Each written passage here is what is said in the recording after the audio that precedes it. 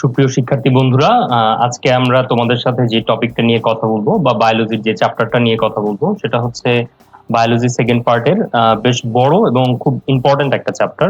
এবং এই চ্যাপ্টারটা থেকে ভার্সিটি অ্যাডমিশন টেস্টে প্রতিবারই প্রশ্ন আসে, এবং শুধু ভার্সিটি অ্যাডমিশন টেস্ট না, মেডিকেল অ্যাডমিশন টেস্টেও এই চ্যাপ্টারটা থেকে আসলে প্রশ্ন আসে। এবং আমাদের আহ, শুধু অ্যাডমিশন টেস্টই নয়, সারা জীবনের জন্য, তোমার প্র্যাকটিক্যাল লাইফের জন্য এবং তোমার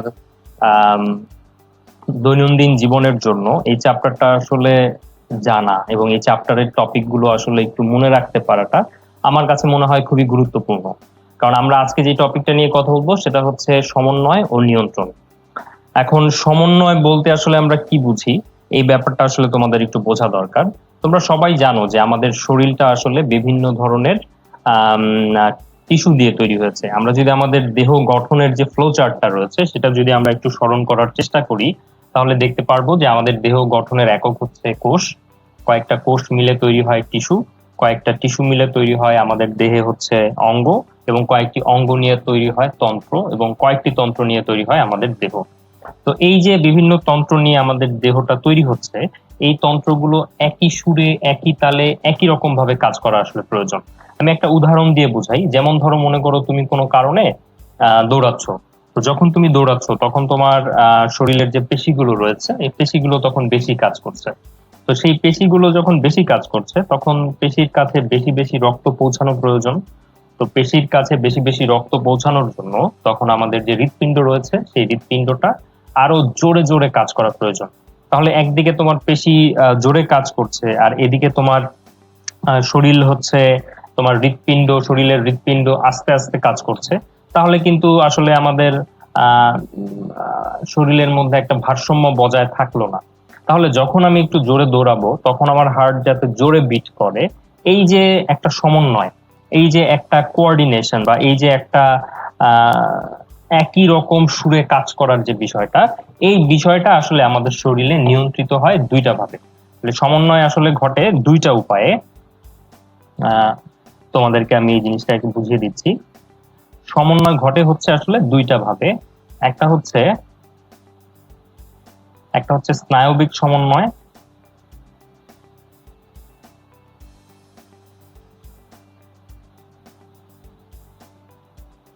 এবং আরেকটা হচ্ছে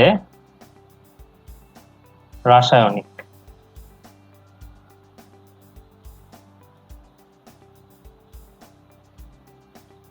তাহলে আমাদের আজকের ক্লাসে আমরা আসলে দুইটা টপিক নিয়ে কথা বলবো। একটা হচ্ছে স্নায়বিক সমন্বয়, এবং স্নায়বিক সমন্বয় তোমরা সবাই জানো আমাদের যে স্নায়ুতন্ত্র রয়েছে, এই স্নায়ুতন্ত্র হচ্ছে স্নায়বিক সমন্বয়টা নিয়ন্ত্রণ করে।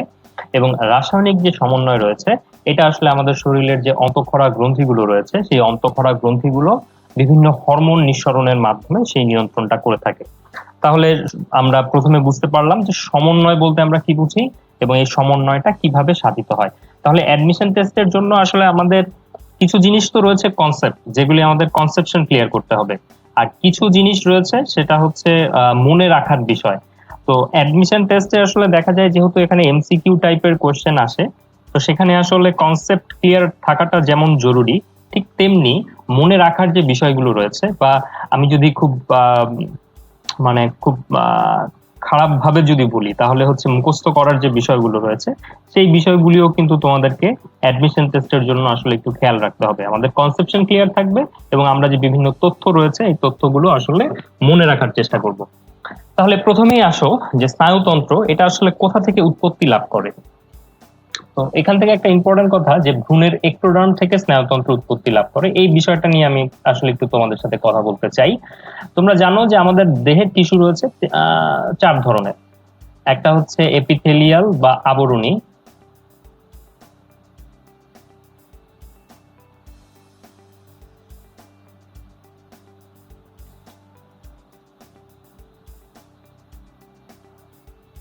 আরেকটা হচ্ছে কানেকটিভ বা যোজক,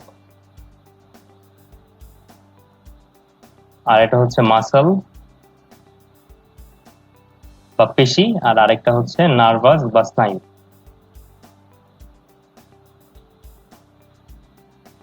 আর আমাদের দেহে আসলে আমি বাংলা নামগুলো একটু সংক্ষেপে লিখে দিই এখানে, হ্যাঁ। পুরোটাই লিখে দিই। আবরণী বা এপিথেলিয়াল যোজক বা কানেকটিভ, পেশি বা মাসকুলার, আর একটা হচ্ছে স্নায়ু বা নার্ভাস। আর আমরা জানি আমাদের ভ্রূণের স্তর রয়েছে আসলে তিনটা। হ্যাঁ, সবচেয়ে যে ভেতরের দিকের স্তর সেটার নাম হচ্ছে এন্ডোডার্ম, মাঝখানেরটা হচ্ছে মেসোডার্ম, আর সবার বাইরেরটা হচ্ছে তোমার এক্টোডার্ম। এখন মনে রাখবা যে এই যে চারটা টিস্যুর মধ্যে একদম মাঝখানের যে দুইটা আছে, এই মাঝখানের দুইটা উৎপত্তি লাভ করে ভ্রূণের মাঝখান থেকে।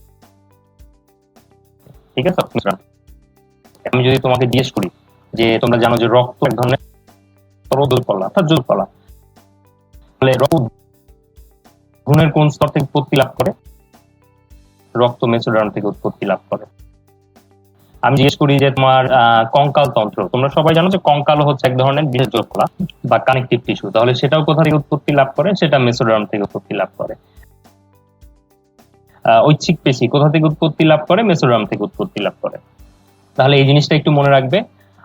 আর আমাদের আসলে জেনারেল সেন্স যেটা বলতেছে, জেনারেল সেন্স বলতেছে যে নার্ভাস সিস্টেম অর্থাৎ আমাদের স্নায়ুতন্ত্র অর্থাৎ আমাদের মস্তিষ্ক।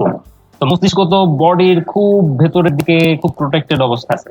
তো আমাদের জেনারেল সেন্স একটা যেগুলো মনে হয় একদম বডির ভেতরে এন্ডোডার্ম থেকে মনে হয় আসে, কিন্তু আমাদের সেই জেনারেল যে চিন্তা ভাবনা বা আমাদের জেনারেল সেন্স, সেই সেন্সটাকে আসলে বৃদ্ধাঙ্গুলি দেখিয়ে আমাদের স্নায়ুতন্ত্র বা নার্ভাস সিস্টেম এটা কিন্তু আসলে উৎপত্তি লাভ করে এক্টোডার্ম থেকে। এবং পরীক্ষাতে যদি এই ভ্রূণের স্তর নিয়ে কোনোটা আসে তাহলে কেন যেন এই ব্রেইনের টপিকটাই আসলে একটু বেশি আসে, এবং আমার মনে হয় যে তোমাদেরকে কনফিউজ করার জন্য এই জিনিসটা বেশি আসে। আর হচ্ছে আবরণী বা এপিথেলিয়াল, এটাকে আসলে কোনো আসলে হিসাবের ভেতর ফেলা যাচ্ছে না, এত সহজ সরল কোনো হিসাবে এটাকে ফেলা যাচ্ছে না। কখনো কখনো এটা এন্ডোডার্ম থেকে উৎপত্তি লাভ করে, কখনো কখনো এটা এক্টোডার্ম থেকে উৎপত্তি লাভ করে, কাজে এইটা আসলে আমাদের এই সূত্রের বাইরে। আচ্ছা, এবার আসো স্নায়ুতন্ত্র গঠনকারী যে একক সেটা হচ্ছে নিউরন। এটা তোমরা সবাই জানো যে স্নায়ুতন্ত্রের গঠনকারী এককের নাম হচ্ছে নিউরন। তো এইখানে আসলে তোমরা জানো যে নিউরনের আসলে দুইটা ভাগ রয়েছে, একটা হচ্ছে কোষ দেহ, আরেকটা হচ্ছে প্রলম্বিত অংশ। এই প্রলম্বিত অংশের মধ্যে যেটা হচ্ছে মনে রাখবা, যেটা হচ্ছে সাধারণত একটা থাকে সেটা হচ্ছে এক্সন, আর এইদিকে কোষ দেহ থেকে যে অনেকগুলো ছোট ছোট ছোট ছোট অভিক্ষেপ বের হয়েছে এগুলোকে বলা হয় ডেনড্রাইট। তাহলে এইখানে তোমার জন্য আসলে ইম্পর্টেন্ট হচ্ছে তোমরা যেহেতু এখন বড় হয়ে গেছো, অ্যাডমিশন টেস্ট দিতে যাচ্ছ, কাজেই ছোটবেলায় তোমাদের নিউরনের অংশ এবং নিউরনের ছবি আঁকা এগুলি হয়তো তোমাদের পরীক্ষার জন্য ইম্পর্টেন্ট ছিল, কিন্তু এখন অ্যাডমিশন টেস্টের জন্য তোমার আসলে ইম্পর্টেন্ট হচ্ছে এই জিনিসটা, বিভিন্ন ধরনের নিউরন এবং এই নিউরনগুলি কোথায় পাওয়া যায় সেই উদাহরণগুলো তোমাকে মনে রাখতে হবে।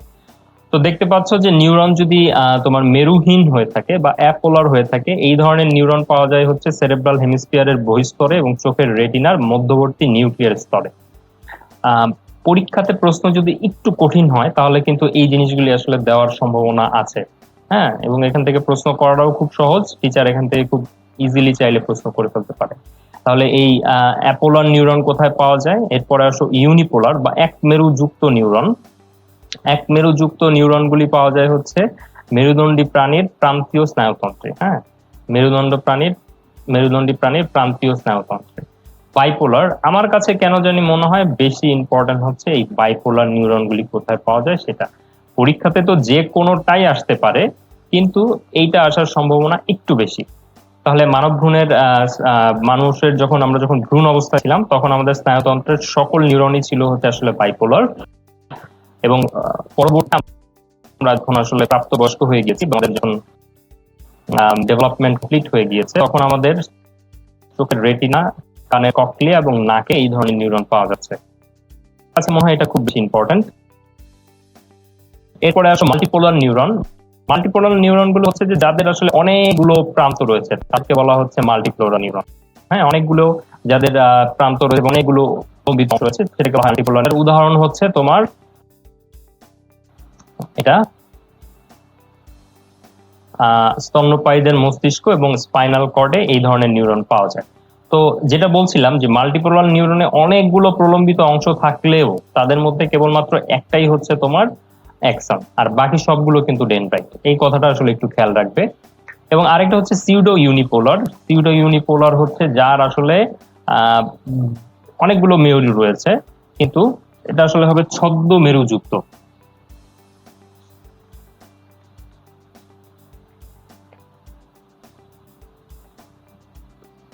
এখানে 6 লেখা রয়েছে, কিন্তু এটা আসলে 6 হবে না, এটা হবে ছদ্ম মেরুযুক্ত। হ্যাঁ,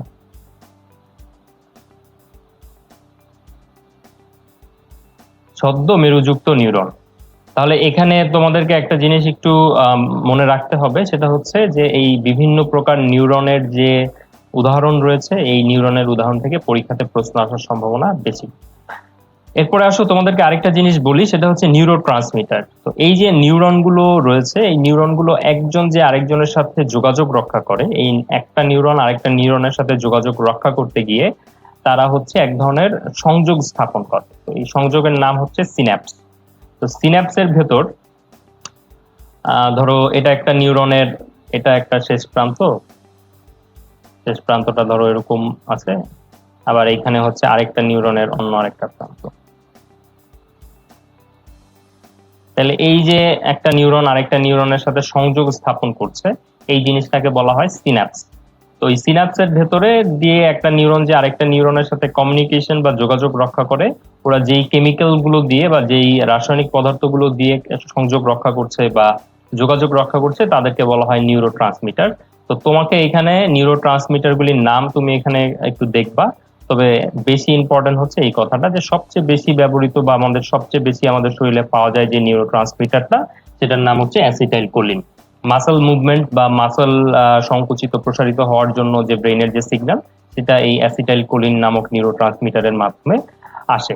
তো এই অ্যাসিটাইল কোলিনের নামটা তোমাকে অবশ্যই মনে রাখতে হবে। পাশাপাশি তোমাকে এখানে আরো একটা জিনিস মনে রাখতে হবে, সেটা হচ্ছে আমাদের ব্রেইন বা আমাদের মস্তিষ্ক এবং আমাদের যে নার্ভাস সিস্টেম রয়েছে, এই নার্ভাস সিস্টেমের প্রধান কোষ হচ্ছে নিউরন, এই ব্যাপারে কোনো সন্দেহ নাই। তবে এই নিউরনকে হচ্ছে সাপোর্ট দেওয়ার জন্য, নিউরনকে সহযোগিতা করার জন্য এখানে কিছু সাপোর্টিং বা সাহায্যকারী কিছু কোষ থাকে, যাদেরকে বলা হয় নিউরোগ্লিয়া।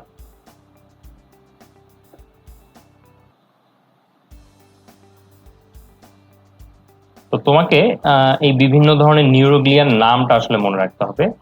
তো নিউরোগ্লিয়ার নামগুলির মধ্যে তোমরা সবাই কয়েকটা নাম অবশ্যই শুনেছো। একটা হচ্ছে অ্যাস্ট্রোসাইট, তারপরে হচ্ছে তোমার অলিগোডেন্ড্রোসাইট,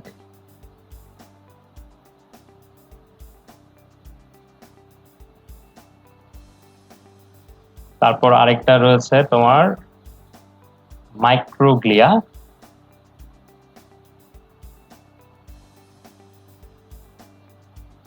এবং আরেকটা রয়েছে তোমার এপেন্ডাইমাল কোষ।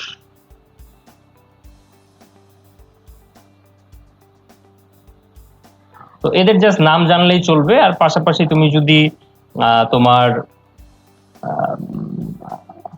জানার জন্য জেনে রাখতে পারো, এদের মধ্যে মাইক্রোগ্লিয়াটা হচ্ছে ম্যাক্রোফেজ। হ্যাঁ,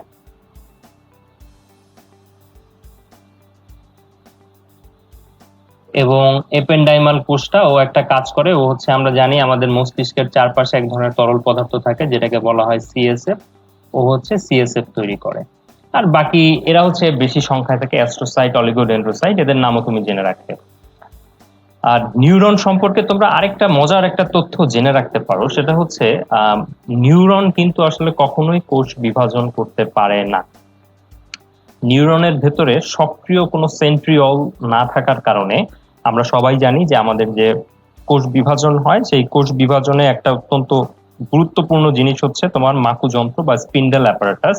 তো সেই মাকুযন্ত্র তৈরি হয়ে থাকে হচ্ছে তোমার সেন্ট্রিওল থেকে। সেন্ট্রিওল মাকুযন্ত্র তৈরিতে সাহায্য করে, এটা হচ্ছে তোমার কোষ বিভাজন চ্যাপ্টারের একটা তথ্য বা কোষ চ্যাপ্টারের একটা তথ্য। তো সেই সক্রিয় সেন্ট্রিওল না থাকার কারণে নিউরন কোষ বিভাজন করতে পারে না। তো আমরা যখন সামনাসামনি ক্লাস নিতাম, তো ক্লাস নেওয়ার সময় একটা প্রশ্ন জিজ্ঞেস করতাম যে আচ্ছা ভাইয়া বলো তো, বা আচ্ছা আপু বলো তো, নিউরন যদি বিভাজিত হতো তাহলে আসলে কি সমস্যা হতো, কেন আসলে আমাদের নিউরনকে বিভাজনের ক্ষমতা আল্লাহ দেন নাই। তো তো অনেকেই অনেক ধরনের উত্তর দিত, বাট এখানে সবচেয়ে মজার যে তথ্যটা সেটা হচ্ছে নিউরন যদি কোষ বিভাজন করতো সেই ক্ষেত্রে যেটা হতো সেটা হচ্ছে যে ধরো আমাদের যত স্মৃতি বা আমাদের যত মেমোরি রয়েছে সেই স্মৃতিগুলো আসলে জমা হয়ে আছে হচ্ছে আমাদের বিভিন্ন নিউরনের ভেতর। তাহলে যদি নিউরন কোষ বিভাজন করতো সেই ক্ষেত্রে নতুন নতুন নিউরন তৈরি হতো, ঠিক আছে, কিন্তু যেহেতু পুরান নিউরনগুলি নষ্ট হয়ে যেত এই কারণে আমাদের স্মৃতিগুলো আসলে বিলুপ্ত হয়ে যেত। তাহলে আহ, এই জন্যই আসলে নিউরনের ভেতর কোষ বিভাজনের ক্ষমতা আল্লাহ দেন নাই। তো পাশাপাশি আরেকটা প্রশ্ন চলে আসতো যে আচ্ছা ভাই, আমরা তো জানি যে অস্বাভাবিক কোষ বিভাজনের ফলে তৈরি হয় টিউমার বা ক্যান্সার, তাহলে নিউরন তো কোষ বিভাজন করতে পারে না, ভাই আমরা কেন শুনতেছি যে ব্রেন টিউমার বা ব্রেন ক্যান্সার এগুলি আছে? তাহলে এটার উত্তর হচ্ছে যে নিউরন কোষ বিভাজন করতে পারে না, ঠিক আছে, কিন্তু এই যে নিউরোগ্লিয়াস কোষ যারা নিউরনকে সাপোর্ট দিচ্ছে তারা কিন্তু কোষ বিভাজন করতে পারে, এবং তাদের কোষ বিভাজনের অস্বাভাবিকতার কারণেই আসলে বিভিন্ন ধরনের ব্রেন টিউমার বা ব্রেন ক্যান্সার তৈরি হয়। পিওরলি নিউরনের টিউমার বা ক্যান্সার আসলে খুবই খুবই রেয়ার। তো এখানে এই তথ্যটা জানলা। আরেকটা তথ্য আসলে তোমাদের জানা দরকার, সেটা হচ্ছে যে সিন্যাপস, যেটা নিয়ে কথা বলছিলাম।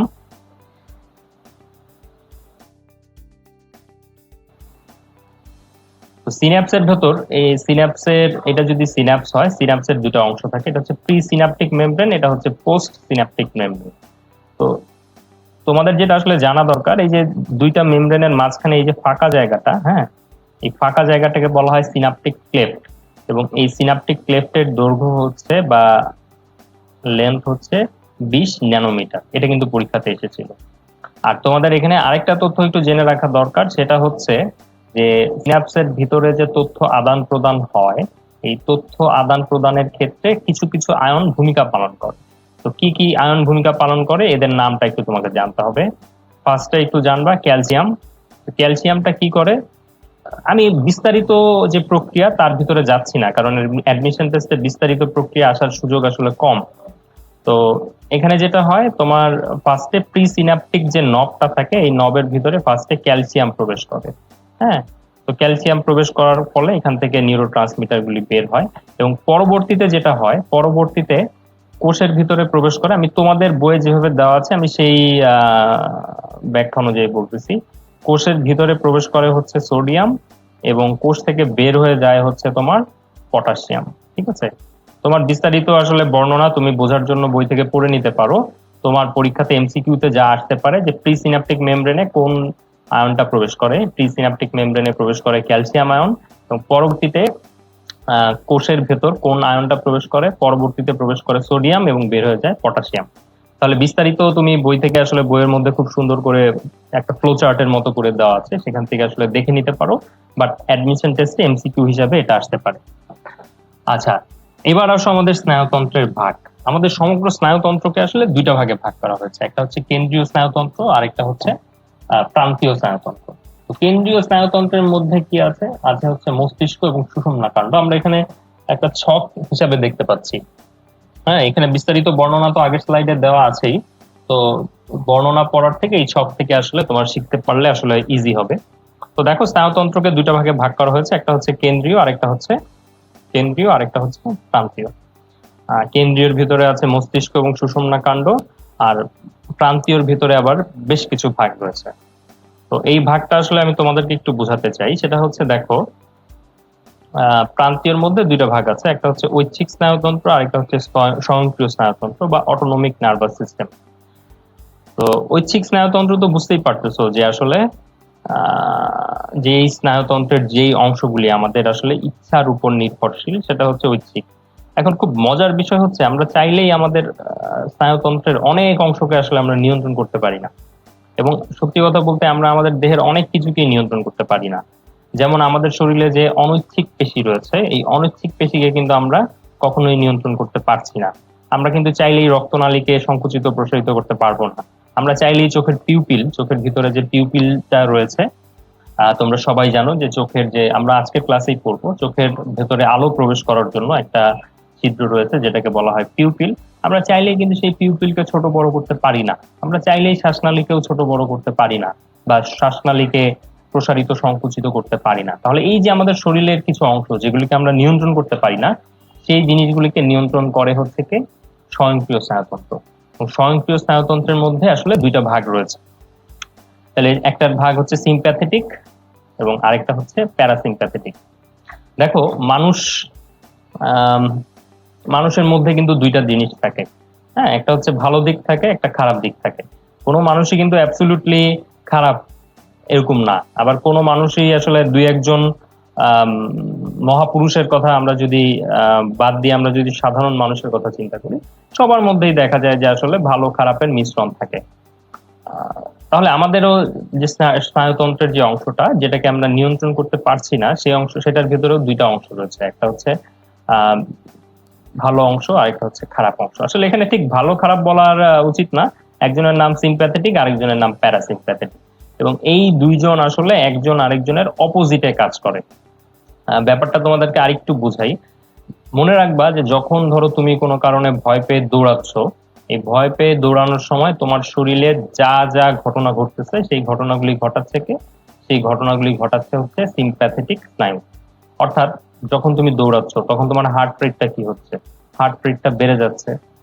যখন তুমি দৌড়াচ্ছ তখন তোমার শরীরে বেশি বেশি অক্সিজেন প্রবেশ করা প্রয়োজন, এই জন্য তখন তোমার শ্বাসনালীর যে ছোট ছোট শাখা প্রশাখাগুলি রয়েছে সেই শাখা প্রশাখাগুলি একটু প্রসারিত হচ্ছে। যখন তুমি ভয় পেয়ে দৌড়াচ্ছ তখন কি তোমার চোখে ভালো দেখা দরকার না খারাপ দেখা দরকার? তখন তোমার চোখে অবশ্যই বেশি ভালো দেখা দরকার, এবং এই জন্য তখন তোমার চোখে বেশি আলো প্রবেশ করা দরকার না কম আলো প্রবেশ করা দরকার? অবশ্যই বেশি আলো প্রবেশ করা দরকার। তাহলে এই বেশি আলো প্রবেশ করার জন্য যে ঘটনাটা ঘটবে, তোমার পিউপিলটা প্রসারিত হবে, সেই ঘটনাটাও কে ঘটাচ্ছে? সিম্প্যাথেটিক স্নায়ু। অর্থাৎ এই যে হার্ট রেট বাড়ানো, শ্বাসনালীকে প্রসারিত করা, পিউপিল বড় করা, এই ঘটনাগুলি ঘটালো সিম্প্যাথেটিক স্নায়ু। এখন যদি এই ঘটনাগুলি ঘটতেই থাকে, হার্ট রেট বাড়তে বাড়তে যদি অনেক বেশি বেড়ে যায়, তাহলে তো আবার বিপদ, তাই না? তাহলে এই জিনিসটা যাতে খুব বেশি বেড়ে যেতে না পারে, এই জন্য এটাকে ব্যালেন্স করার জন্য আরেকটা আছে, সেটার নাম হচ্ছে প্যারাসিম্প্যাথেটিক স্নায়ু। এই প্যারাসিম্প্যাথেটিক স্নায়ুর কাজ কি? প্যারাসিম্প্যাথেটিক স্নায়ুর কাজ হচ্ছে সিম্প্যাথেটিক স্নায়ু যেই কাজগুলি করে সেটাকে সে অপোজিট কাজ করে। সে হার্ট রেট কমায়, সে শ্বাসনালীকে সংকুচিত করে, সে পিউপিলকে সংকুচিত করে। অর্থাৎ এই সিম্প্যাথেটিক এবং প্যারাসিম্প্যাথেটিক স্নায়ু এই দুইজন মিলে ব্যালেন্স করে করে আমাদের বডিটাকে একটা স্বাভাবিক অবস্থায় রাখে। আচ্ছা, তাহলে এখানে আমরা আরেকটা জিনিসের মধ্যে যাই, যে কেন্দ্রীয় স্নায়ুতন্ত্রের মধ্যে মস্তিষ্ক এবং সুষুম্না কাণ্ড রয়েছে। আমরা এখন এগুলোর বর্ণনাটা পড়বো, এবং এখানে যে 12 জোড়া করোটিক স্নায়ু রয়েছে এবং 31 জোড়া সুষুম্না স্নায়ু রয়েছে, এই জিনিসটা একটু এখানে বলি। যে কেন্দ্রীয় স্নায়ুতন্ত্র বলতে আমরা বুঝতেছি আমাদের যে মস্তিষ্ক রয়েছে সেই মস্তিষ্ক, এবং আমরা জানি মস্তিষ্কটা আমাদের মেরুদণ্ডের যে ভার্টিব্রাল ফোরামেন রয়েছে বা আমাদের মেরুদণ্ডের মাঝখানে যে ছিদ্রগুলো রয়েছে সেই ছিদ্রগুলি দিয়ে মেরুদণ্ড থেকে একটা অংশ বের হয়ে, সরু একটা অংশ বের হয়ে নিচ পর্যন্ত চলে যায়, যেটাকে আমরা বলি সুষুম্না কাণ্ড। তাহলে এই মস্তিষ্ক থেকে কিছু স্নায়ু আসলে উৎপত্তি লাভ করেছে এবং বের হয়েছে। তো মস্তিষ্ক থেকে যে এই স্নায়ুগুলো বের হয়েছে বা উৎপত্তি লাভ করেছে তাদেরকে আমরা বলতেছি করোটিক স্নায়ু। আবার এই যে সুষুম্না কাণ্ড থেকেও কিছু স্নায়ু বের হয়েছে, যাদেরকে বলতেছি আমরা সুষুম্না স্নায়ু। তাহলে এই সুষুম্না স্নায়ু আছে হচ্ছে তোমার 31 জোড়া, আর করোটিক স্নায়ু আছে 12 জোড়া। এদের নামগুলি আমরা, করোটিক স্নায়ু 12 জোড়ার নাম আমাদের একটা ছক আছে, এই ছকটা আমাদের পড়তে হবে। আপাতত আমরা এই সংখ্যাটা মনে রাখি, পরীক্ষাতে কিন্তু এটা আসার সম্ভাবনা আছে যে করোটিক স্নায়ু কত জোড়া এবং সুষুম্না স্নায়ু কত জোড়া। তো করোটিক স্নায়ু যে 12 জোড়া এটা আমরা সবাই জানি, কিন্তু সুষুম্না স্নায়ু যে 31 জোড়া এটা আমরা অনেক সময় ভুলে যাই, তো এটা আমরা এখানে মনে রাখবো। আচ্ছা, এবার আসো কেন্দ্রীয় স্নায়ুতন্ত্রের যে এখানে যে তথ্যগুলো রয়েছে, এই তথ্যগুলো থেকে তোমাদের অবশ্যই অবশ্যই মনে রাখতে হবে যে আমাদের কেন্দ্রীয় স্নায়ুতন্ত্রের আবরণ বা মস্তিষ্কের যে আবরণ, এই মস্তিষ্কের আবরণের নাম কি? মস্তিষ্কের আবরণের নাম হচ্ছে মেনিনজেস। ভার্সিটি অ্যাডমিশন টেস্টের জন্য শরীরের বিভিন্ন জায়গায় যে আবরণগুলো রয়েছে এই আবরণগুলোর নাম জানা খুবই খুবই জরুরি। হ্যাঁ, তোমরা সবাই জানো মস্তিষ্কের আবরণের নাম এখানে আমরা দেখলাম মেনিনজেস, হৃৎপিণ্ডের আবরণের নাম পেরিকার্ডিয়াম, লাংসের আবরণের নাম প্লুরা, যকৃতের আবরণের নাম হচ্ছে গ্লিসন্স ক্যাপসুল, কিডনির আবরণ বা বৃক্কের আবরণের নাম হচ্ছে ক্যাপসুল, আমাদের উদর গহ্বরের আবরণের নাম হচ্ছে পেরিটোনিয়াম, তারপরে কোষ গহ্বরের আবরণের নাম হচ্ছে টনোপ্লাস্ট। এগুলি কিন্তু পরীক্ষাতে আসে, এটা আমরা অন্য একটা ক্লাসে আমি কিন্তু এটা লিখেও দিয়েছিলাম। তো অ্যাডমিশন টেস্টের জন্য তোমরা এই আবরণগুলির নাম যদি মনে রাখো তাহলে অবশ্যই অবশ্যই এই আবরণগুলির নাম থেকে পরীক্ষাতে প্রশ্ন পাবা। তো মেনিনজেসের আবার 3টা লেয়ার আছে। বাইরের লেয়ারটার নাম হচ্ছে ডুরা ম্যাটার, মধ্যবর্তী হচ্ছে অ্যারাকনয়েড ম্যাটার এবং তার ভিতরে হচ্ছে পায়া ম্যাটার। আমরা এই নামটা মনে রাখি এইভাবে, তিনটা শব্দ দিয়ে, DAP, ড্যাপ। তাহলে ডুরা ম্যাটার সবার বাইরে, অ্যারাকনয়েড, তার নিচে হচ্ছে পায়া ম্যাটার। এখন এখানে তোমাদের একটা জিনিস একটু খেয়াল রাখতে হবে, সেটা হচ্ছে সাব। এই শব্দটার মানে হচ্ছে কি? এই শব্দটার মানে হচ্ছে নিচে। হ্যাঁ, তাহলে সাব মানে হচ্ছে নিচে। তাহলে আমি যদি বলি সাব অ্যারাকনয়েড, তাহলে এটা কার নিচে? এটা হচ্ছে অ্যারাকনয়েডের নিচে, কিন্তু কার উপরে? পায়া ম্যাটারের উপরে। তাহলে এখানে একটা স্পেস আছে, নাম হচ্ছে সাব অ্যারাকনয়েড স্পেস। এই সাব অ্যারাকনয়েড স্পেস, এই স্পেসের ভিতরে কি জিনিস থাকে? আমরা জানি যে আমাদের মস্তিষ্কটাকে হালকা রাখার জন্য এটার চারপাশে একটা তরল পদার্থ আছে, যেটার নাম হচ্ছে সেরেব্রোস্পাইনাল ফ্লুইড বা CSF। এই CSF-টা থাকে হচ্ছে সাব অ্যারাকনয়েড স্পেসে, বা সাব অ্যারাকনয়েড মানে অ্যারাকনয়েড ম্যাটারের নিচে এবং পায়া ম্যাটারের উপরে যে জায়গাটা, সেখানে। তো এই তথ্যটা একটু মনে রাখবে। এখানে দেখো, এরপরে আরেকটা তথ্য আছে যেগুলি পরীক্ষার জন্য খুবই খুবই খুবই ইম্পর্টেন্ট। আমাদের মস্তিষ্কের আয়তন হচ্ছে 1500 ঘন সেন্টিমিটার, ওজন হচ্ছে 1.36 কেজি, এবং এতে 10 বিলিয়ন নিউরন থাকে। পরীক্ষাতে এই তিনটা তথ্য থেকেই কখনো না কখনো পরীক্ষাতে প্রশ্ন এসেছে। তাহলে এই তিনটা তথ্যই তোমাদের খুব ভালো মতন মনে রাখতে হবে। তো আমাদের এই যে মস্তিষ্কর ওজন 1.36 কেজি, আমরা কিন্তু কখনোই টের পাই না যে আমাদের মাথায় আমরা এরকম একটা 1.36 কেজি ওজনের একটা জিনিস নিয়ে আমরা আসলে ঘুরতেছি। কেন টের পাই না? যেটা বলছিলাম যে আমাদের মস্তিষ্কটা একটা তরল পদার্থের ভিতরে আসলে নিমজ্জিত আছে, অর্থাৎ মস্তিষ্কের চারপাশে সেফটির জন্য একটা তরল পদার্থ রয়েছে সাব অ্যারাকনয়েড স্পেসে, যেটার নাম আমরা মাত্রই বললাম, সেরেব্রোস্পাইনাল ফ্লুইড বা CSF। এই CSF এর জন্য আমাদের মস্তিষ্কটাকে আসলে আমাদের কাছে একটু হালকা লাগে। তোমরা সবাই জানো যে প্লবতার একটা সূত্র রয়েছে, ফিজিক্সে তোমরা ভালো মতন পড়েছো নিশ্চয়ই, যে কোনো বস্তুকে পানিতে নিমজ্জিত করলে সেটা আসলে কিছুটা ওজন হারায়, এবং কি পরিমাণ ওজন হারায় সেটাও কিন্তু তুমি প্লবতার সূত্র থেকে তুমি হিসাব করে বের করেছো। তো মস্তিষ্কটা এই সেরেব্রোস্পাইনাল ফ্লুইড নামের একটা তরল পদার্থে নিমজ্জিত থাকার কারণে আমাদের মস্তিষ্কটা আসলে হালকা লাগে। এরপরের যে জায়গাটা, এটা খুবই খুবই ইম্পর্টেন্ট। মস্তিষ্ককে কয়টা ভাগে ভাগ করা হয়েছে? উৎপত্তি বা ভ্রূণতাত্ত্বিক দিক থেকে আসলে মস্তিষ্ককে তিনটা ভাগে ভাগ করা হয়েছে। একটা হচ্ছে অগ্র মস্তিষ্ক, একটা হচ্ছে মধ্য মস্তিষ্ক, আর একটা হচ্ছে পশ্চাৎ মস্তিষ্ক। হ্যাঁ, তো এইখানে একটা জিনিস একটু ভালো মতন খেয়াল করে দেখো, যে অগ্র মস্তিষ্ক, এটার তিনটা ভাগ, সেরেব্রাম, থ্যালামাস, হাইপোথ্যালামাস। মধ্য মস্তিষ্ক, এটারও তিনটা ভাগ, সেরেব্রাল পেডাঙ্কল, কর্পোরা কোয়াড্রিজেমিনাস, সেরেব্রাল অ্যাকুইডাক্ট। আর পশ্চাৎ মস্তিষ্কের তিনটা ভাগ, সেরেবেলাম, মেডুলা অবলঙ্গাটা, আর হচ্ছে পন্স। এখন একটা জিনিস খুব মানে তোমাদের অবশ্যই একটা জিনিস বুঝতে হবে, বইয়ের ভেতরে যেখানেই তিনটা করে কোনো জিনিস দেখবা, হ্যাঁ, তিনটা উদাহরণ, তিনটা অংশ বা তিনটা কোনো কিছু, বুঝে যাবা যে এটা আসলে পরীক্ষার জন্য ইম্পর্টেন্ট। কারণ এইসব জায়গা থেকে টিচারের প্রশ্ন করাটা আসলে একটু সহজ। তুমি দেখো যে এখানে আছে যে মস্তিষ্কের, অগ্র মস্তিষ্কের তিনটা অংশ, তাহলে টিচার কিন্তু খুব চাইলেই এখান থেকে একটা প্রশ্ন করে ফেলতে পারেন যে নিচের কোনটা অগ্র মস্তিষ্কের অংশ নয়। দেখো এখান থেকে তিনটা তথ্য তুলে দিল, তারপরে ওই পাশের মধ্য মস্তিষ্ক বা পশ্চাৎ মস্তিষ্ক থেকে একটা অংশের নাম তুলে দিল। তাহলে এখান থেকে প্রশ্নটা করা খুব সহজ। তাহলে এই তিনটার নাম খুব ভালো মতন তোমরা আসলে খেয়াল রাখবে, যে অগ্র মস্তিষ্কের অংশ কারা কারা, মধ্য মস্তিষ্কের কারা কারা, পশ্চাৎ মস্তিষ্কের কারা কারা।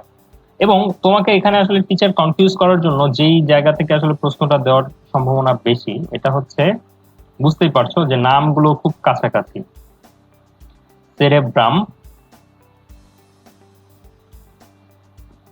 আর এটা হচ্ছে সেরেবেলাম। তো আমি যেইভাবে এটা মনে রাখতাম, দেখো সেরেব্রাম আর সেরেবেলাম নামের বানানের অক্ষরগুলি কিন্তু অলমোস্ট সবগুলিতে সেম, শুধু একটা জিনিসেরই পার্থক্য, সেটা হচ্ছে কি ল। ল দিয়ে কি হয়? ল দিয়ে হয় হচ্ছে তোমার লেজ। এখন লেজ, হ্যাঁ, যাদের থাকে তাদের লেজটা কি থাকে, অগ্রভাগে থাকে না পশ্চাৎ ভাগে থাকে? অবশ্যই লেজ যাদের আছে সবারই পশ্চাৎ ভাগে আছে। তাহলে ল দিয়ে হচ্ছে এখানে সেরেবেলাম, তাহলে সেরেবেলামটা কোন মস্তিষ্কের অংশ? এটা হচ্ছে পশ্চাৎ মস্তিষ্কের অংশ।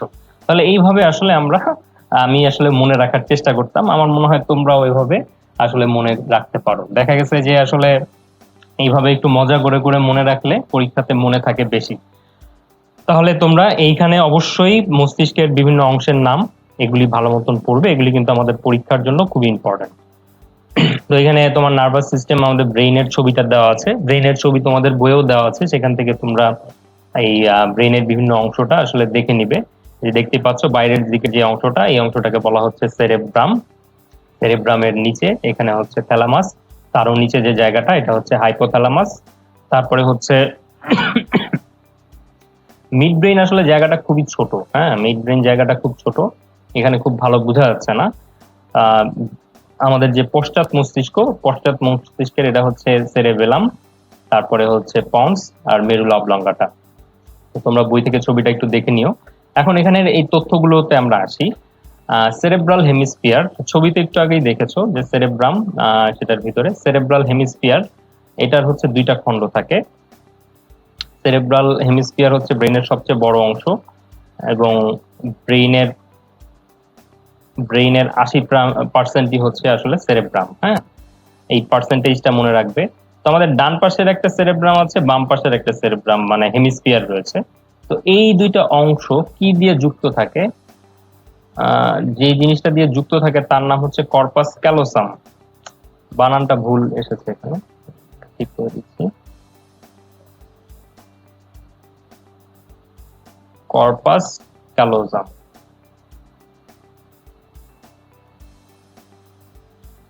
তাহলে এই কর্পাস ক্যালোসাম নামের জিনিসটা দিয়ে আমাদের সেরেব্রাল হেমিস্ফিয়ার একটা আরেকটার সাথে যুক্ত থাকে।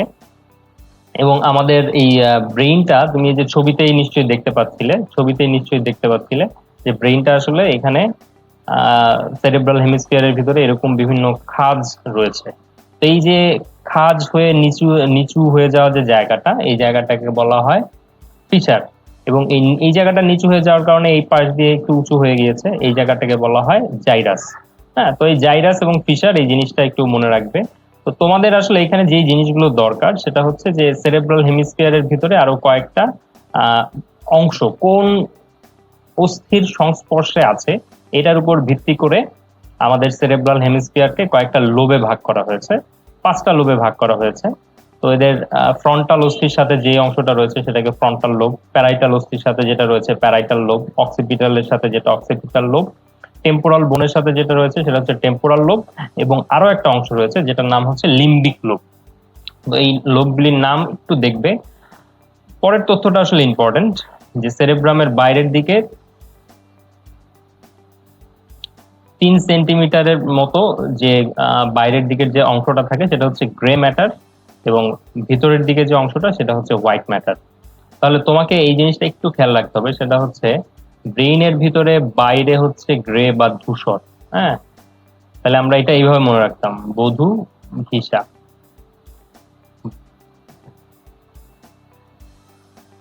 ব্রেইনে বাইরে ধূসর, ভিতরে সাদা, এই তথ্যটা একটু মনে রাখবে। স্নায়ু সুষুম্না কাণ্ডের ক্ষেত্রে বা স্পাইনাল কর্ডের ক্ষেত্রে এটা আবার একটু উল্টা হয়ে যায়, সেখানে বাইরের অংশটা হচ্ছে সাদা, ভিতরের অংশটা থাকে ধূসর। তাহলে তুমি মস্তিষ্কেরটা একটু মনে রাখবা যে মস্তিষ্কের বাইরে ধূসর, ভিতরে সাদা। আচ্ছা, এরপর আসো মধ্য মস্তিষ্ক। মধ্য মস্তিষ্কের নামগুলো বেশ কঠিন কঠিন। হ্যাঁ, সেরেব্রাল পেডাঙ্কল, কর্পোরা কোয়াড্রিজেমিনা এবং সেরেব্রাল অ্যাকুইডাক্ট, এই 3টা জিনিস হচ্ছে মধ্য মস্তিষ্ক। খুব ছোট একটা জায়গা, তোমার জাস্ট এই নামগুলি মনে রাখলেই হবে। পশ্চাৎ মস্তিষ্কে আসো। পশ্চাৎ মস্তিষ্কের আবার 3টা অংশ আছে, যে সেরেবেলাম, মেরুলা অবলঙ্গাটা এবং পন্স। তো এইখানে তোমার সেরেবেলাম থেকে যেটা তোমাকে জানতেই হবে সেটা হচ্ছে সেরেবেলামের ওজনটা হচ্ছে 150 গ্রাম। তো সেরেবেলামেরও কিন্তু 2টা খণ্ড থাকে, এবং এই 2টা খণ্ড একজন আরেকজনের সাথে যুক্ত থাকে। তো সেরেবেলামের ক্ষেত্রে যেই জিনিসটা দিয়ে যুক্ত থাকে তার নাম হচ্ছে ভার্মিস। তাহলে এই নামটা মনে রাখবে যে সেরেব্রামের ক্ষেত্রে একটা হেমিস্ফিয়ার আরেকটা হেমিস্ফিয়ারের সাথে সংযুক্ত ছিল কর্পোরা কোয়াড্রিজেমিনা দিয়ে, আর সেরেবেলামের ক্ষেত্রে সেটা সংযুক্ত থাকছে ভার্মিস দিয়ে। সেটা আমাদের পরে অবশ্য আমরা একটা ছকেও এই জিনিসটা দেখব, তো তখন হচ্ছে ব্যাপারটা আরো বেশি ক্লিয়ার হয়ে যাবে। তোমরা একটু জাস্ট মনে রাখবে, নামগুলি একটু কঠিন কঠিন, কিন্তু আশা করি তোমরা এই নামগুলি মনে রাখতে পারবে। এরপরে আসো সেরেবেলামের কাজ। হ্যাঁ, সেরেবেলামের কাজটা মনে রাখবে। আমরা একটু পরে কাজগুলি নিয়ে আমরা আর একটু ডিসকাস করব। হ্যাঁ, কাজগুলি যে তোমরা এখানে মস্তিষ্কের বিভিন্ন অংশ যখন পড়বো তখন আমরা কাজগুলি নিয়ে একটু ডিসকাস করব, খুবই ইম্পর্টেন্ট কাজগুলি। হ্যাঁ, আচ্ছা, তাহলে দেখো সেরেবেলামের যে কাজ, ঐচ্ছিক চলাফেরাকে নিয়ন্ত্রণ করে, ঐচ্ছিক পেশির পেশিটানকে নিয়ন্ত্রণ করে, দেহের ভারসাম্য ও দেহভঙ্গি বজায় রাখে এবং দেহের চলাচলের দিক নিয়ন্ত্রণ করে। এগুলি জাস্ট একটু রিডিং দিবা, কিন্তু আমাদের বেশি ইম্পর্টেন্ট হচ্ছে তোমার পন্সের কাজ, মেরুল অবলঙ্গটার কাজ, এবং এই জিনিসগুলি আমরা একটু পরে ডিসকাস করব বিস্তারিত। তো মেরুল অবলঙ্গটা এর পরের অংশ। মেরুল অবলঙ্গটা থেকে তোমাকে অবশ্যই এই যে এই কাজগুলি মনে রাখতে হবে: হৃদস্পন্দন, শ্বসন, গলাধঃকরণ, কাশি, রক্তবাহিকার শ্বসন, এই কাজগুলি করে। অর্থাৎ আমাদের আসলে মানে স্বয়ংক্রিয় যে স্নায়ু যেগুলি আমরা নিয়ন্ত্রণ করতে পারছি না, হ্যাঁ, সেই নিয়ন্ত্রণ করতে পারছি না যে স্নায়ুগুলো, সেগুলির আসলে নিয়ন্ত্রণ কেন্দ্র হিসাবে কিন্তু কাজ করতেছে মেরুল অবলঙ্গটা। এই তথ্যটা আসলে একটু তুমি যদি বুঝতে পারো তাহলেই হবে। দেখো, হৃৎপিণ্ড আমরা চাইলেই কিন্তু নিয়ন্ত্রণ করতে পারি না, বা আমাদের শ্বসন আমরা চাইলেই কিন্তু আসলে মতো শ্বাসের শ্বাসকে নিয়ন্ত্রণ করতে পারি না। হ্যাঁ, তুমি চাইলে কিছুক্ষণের জন্য শ্বাস বন্ধ রাখতে পারো, কিন্তু তার কিছুক্ষণ পরে কিন্তু তুমি শ্বাস নিতে বাধ্য হবাই। তাহলে এই যে আমরা নিয়ন্ত্রণ করতে পারি না অংশগুলো, যে অংশগুলো স্বয়ংক্রিয় স্নায়ু দিয়ে নিয়ন্ত্রিত হয়, তার কেন্দ্র হচ্ছে কোথায়? মেরুলা অবলঙ্গটায়। হুম, আচ্ছা, এরপরে আসো পন্স। আমরা একটু পরেই এই কাজের মধ্যে যাব, এই জন্য এখানে আর বিস্তারিত বললাম না। মস্তিষ্কে গহ্বর, হ্যাঁ, আমাদের ব্রেনের ভিতরে 4টা গহ্বর রয়েছে, এবং এই গহ্বরগুলোর ভিতর থেকেই সেরেব্রোস্পাইনাল ফ্লুইড বা সিএসএফ তৈরি হয়ে বাইরে বের হয়ে আসে। হ্যাঁ, তো কোন গহ্বরটা, এবং এটার ছবি যদি আমি আঁকি তাহলে অনেকটা এরকম হবে জিনিসটা।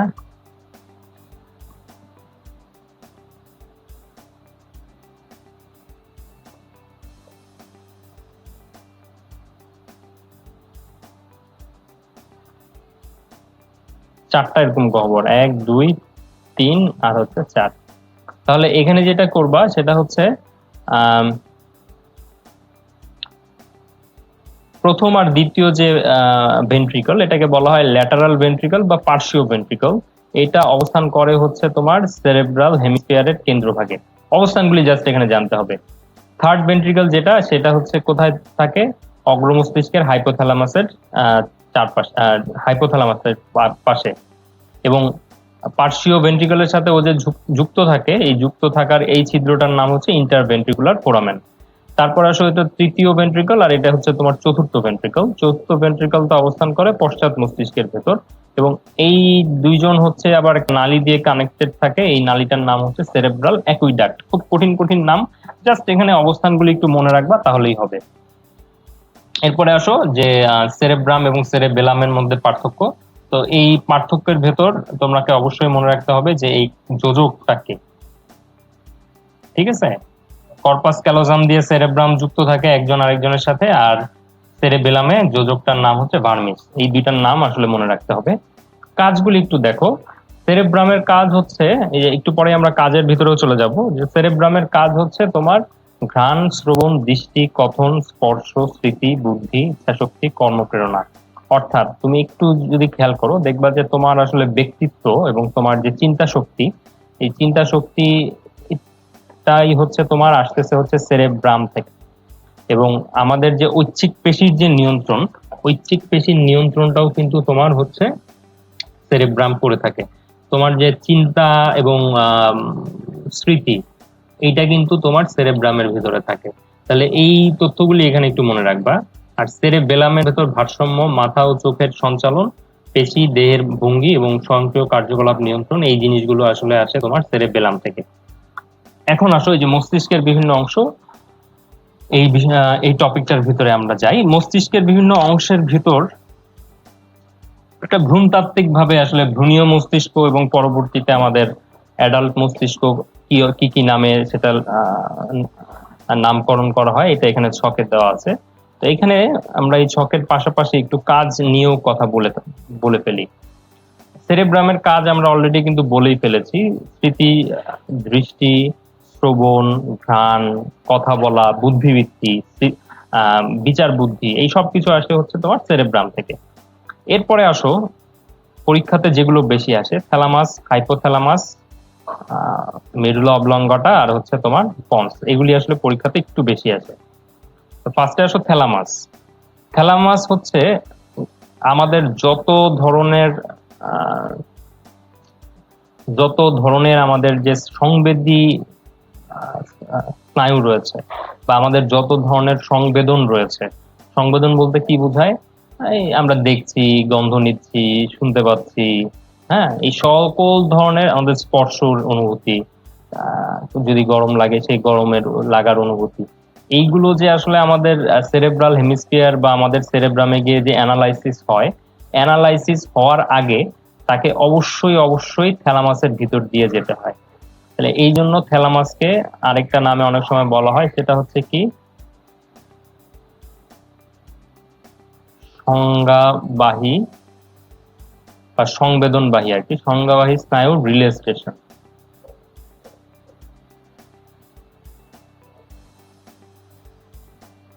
এই রিলে স্টেশন কথাটা মনে রাখবা, যে রিলে রিলে স্টেশন কাকে বলা হয়? রিলে স্টেশন বলা হয় তোমার থ্যালামাসকে। তারপরেও আসলে আমাদের তো ব্যতিক্রম থাকেই। ব্যতিক্রম হচ্ছে যে সব সংবাহী স্নায়ু সবকিছুই হচ্ছে দিয়ে যায়, সবকিছুই হচ্ছে থ্যালামাস দিয়ে যায়, কিন্তু গন্ধ, এই এই স্নায়ুটা বা এই যে সেন্সটা, এই সেন্সটা আমাদের হচ্ছে থ্যালামাস দিয়ে যায় না। অর্থাৎ গন্ধ ছাড়া সব সংবেদী উপাত্ত তোমার থ্যালামাসের ভিতর দিয়ে যায়। এই জন্য থ্যালামাসকে বলা হয় সংজ্ঞাবহ স্নায়ুর রিলে স্টেশন বা সংজ্ঞাবাহী স্নায়ুর রিলে স্টেশন। এর পাশাপাশি তোমাদের আরেকটা জিনিস মনে রাখতে হবে, যে স্পর্শ, চাপ, ব্যথা, ক্রোধ, ব্যক্তিত্ব, এগুলিতেও থ্যালামাসের কিছু ভূমিকা রয়েছে। এরপরে আসো হাইপোথ্যালামাস। হাইপোথ্যালামাসের ভেতর কয়েকটা তথ্য আছে খুব ইম্পর্টেন্ট। হ্যাঁ, সেই কয়েকটা তথ্যের ভিতরে একটা তথ্য তোমাকে আসলে মনে রাখতেই হবে, সেটা হচ্ছে কি? সেটা হচ্ছে হাইপোথ্যালামাস তোমার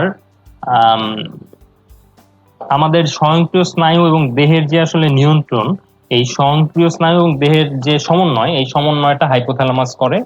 এবং পাশাপাশি সে হচ্ছে, আমি যেটা বলবোই, আমি যে বছর মেডিকেল অ্যাডমিশন টেস্ট দিয়েছিলাম, মেডিকেল অ্যাডমিশন টেস্টে সেটা এসেছিল, সেটা হচ্ছে হাইপোথ্যালামাস দেহ তাপকে নিয়ন্ত্রণ করে। এটা খুব ইম্পর্টেন্ট। হুম। আর ও যেহেতু স্বয়ংক্রিয় স্নায়ুকে নিয়ন্ত্রণ করে, এই জন্য ওকে বলা হয় স্বয়ংক্রিয় স্নায়ুর কেন্দ্র। এটা একটা ইম্পর্টেন্ট তথ্য। হ্যাঁ,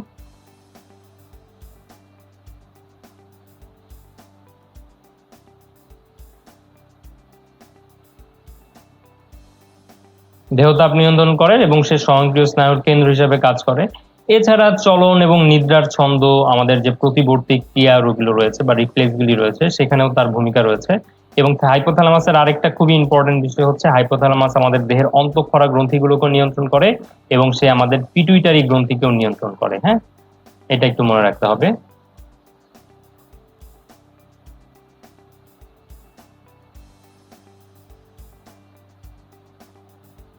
পিটুইটারি গ্রন্থিকে নিয়ন্ত্রণ করে।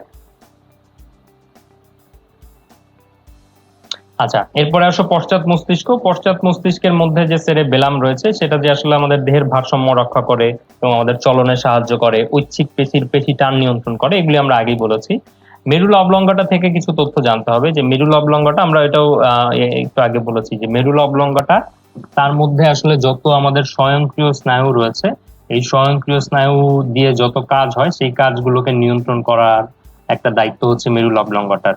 অর্থাৎ আমাদের হৃদস্পন্দন, আমাদের শ্বসন, আমাদের পরিপাক নালীর যে পরিপাক নালীর যে মুভমেন্ট, যেটাকে আমরা পেরিস্টালসিস বলে থাকি, তারপরে বমি আসার যে বিষয়টা আছে, যেটাকে বমন বলা হচ্ছে, এই জিনিসগুলো আসলে মেরুলা অবলঙ্গটা থেকে নিয়ন্ত্রিত হয়। পাশাপাশি রয়েছে পন্স।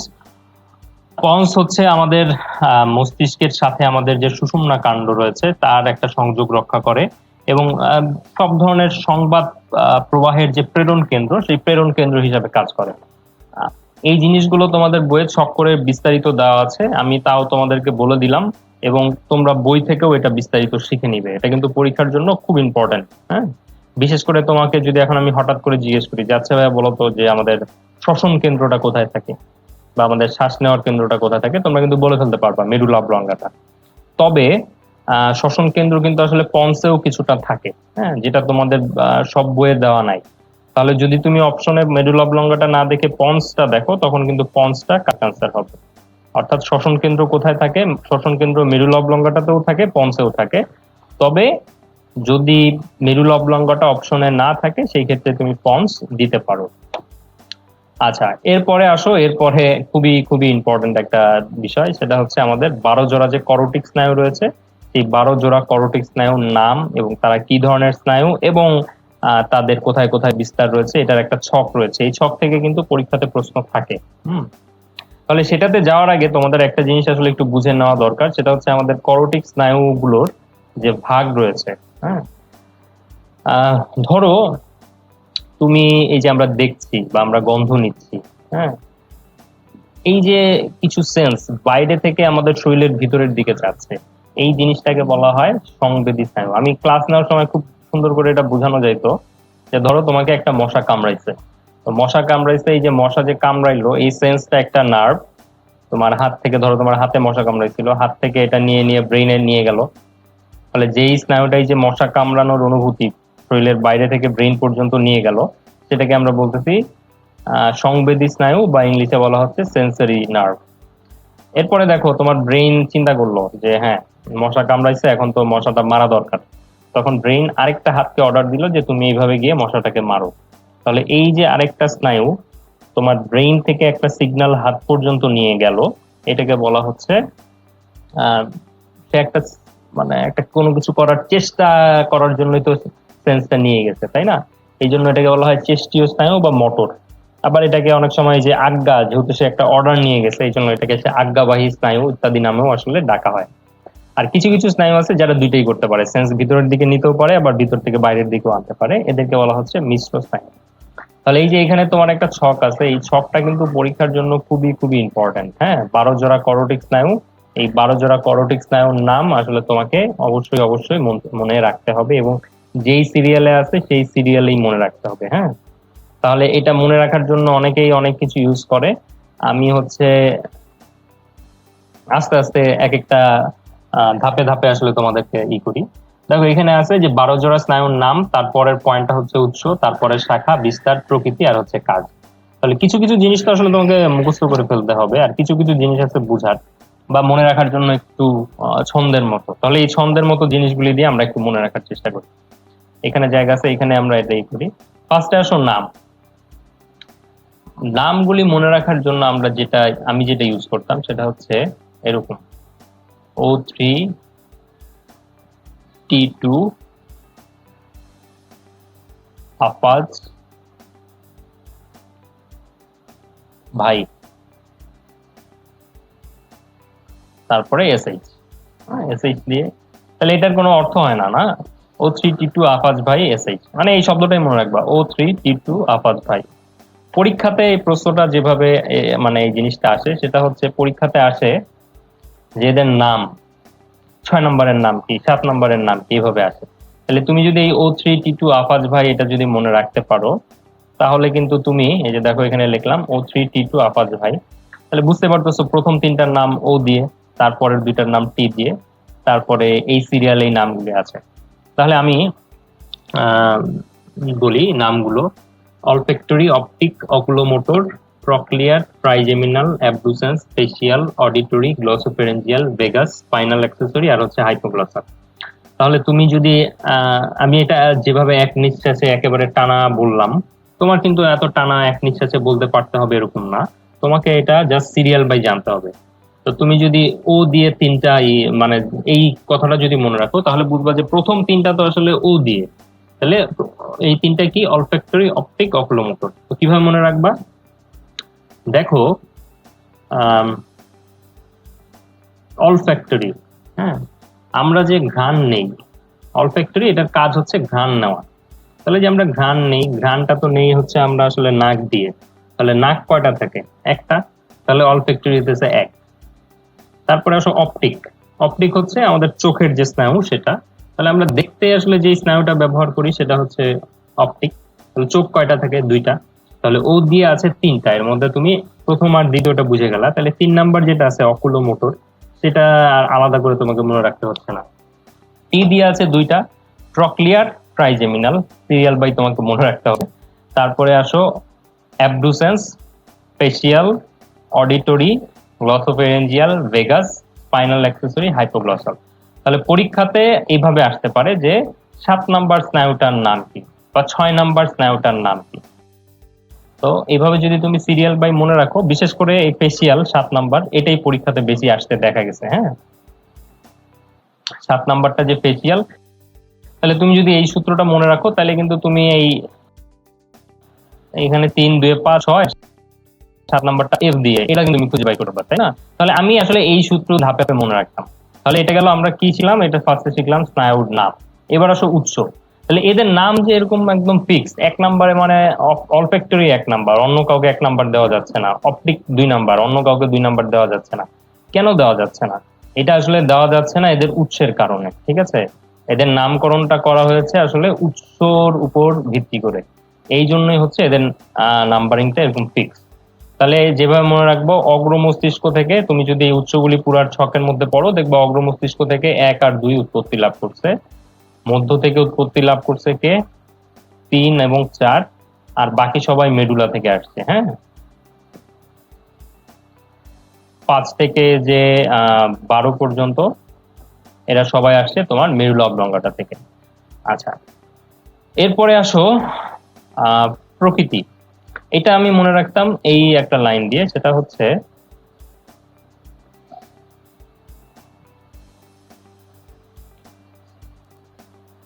সাকিব 346 ম্যাচে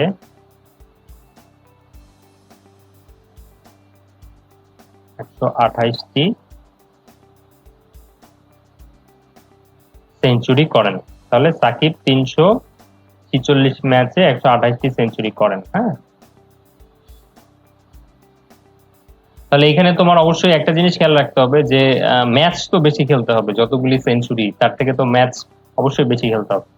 তাহলে প্রকৃতিতে আসো, বুঝতেই পারতেছো যে 3 4 6 এই তিনজনই হচ্ছে ম্যাচ, মানে হচ্ছে মোটর, হ্যাঁ, বা চেষ্টীয়। হ্যাঁ, এই জন্য অনেক সময় কবিতাটা এইভাবে লেখা হয় যে 346 ম্যাচের চেষ্টায় 128টি সেঞ্চুরি করেন। তাহলে 346 হচ্ছে ম্যাচ মানে মোটর বা চেষ্টীয়, আর 1 2 8 এই তিনজন হচ্ছে কি সেঞ্চুরি বা সেন্সরি, বা যেটাকে আমরা বাংলায় বলতেছিলাম সংবেদী। আচ্ছা, মনে রাখবা যে 10-এর বাইরে যারা আছে, অর্থাৎ 11-12, যে SH, এদেরকে নিয়ে কোনো ঝামেলা নাই, এরা হচ্ছে মোটর। হ্যাঁ, এদেরকে মনে রাখার জন্য কোনো কবিতা টবিতা কিছুর দরকার নাই। হ্যাঁ, এরা হচ্ছে মোটর বা চেষ্টীয়। সমস্যা হচ্ছে 10-এর ভিতরে যারা আছে তাদেরকে নিয়ে। SH নিয়ে আমাদের কোনো সমস্যা নাই। 10-এর ভিতরে যারা আছে তার মধ্যে আমরা দেখলাম 346 ম্যাচ, অর্থাৎ 3 4 6 এই তিনজন হচ্ছে মোটর বা চেষ্টীয়, আর 1 2 8 এই 128 এরা হচ্ছে সেন্সরি বা সংবেদী। এরা বাদে বাকি যে 4টা রয়েছে তারা হচ্ছে তোমার মিক্সড বা মিক্সড। তাহলে এই জিনিসটা একটু বুঝলা। এবার আসো তাদের কাজ। তাহলে 1 নম্বরে তো বলেছিলামই যে অলফ্যাক্টরি, হ্যাঁ,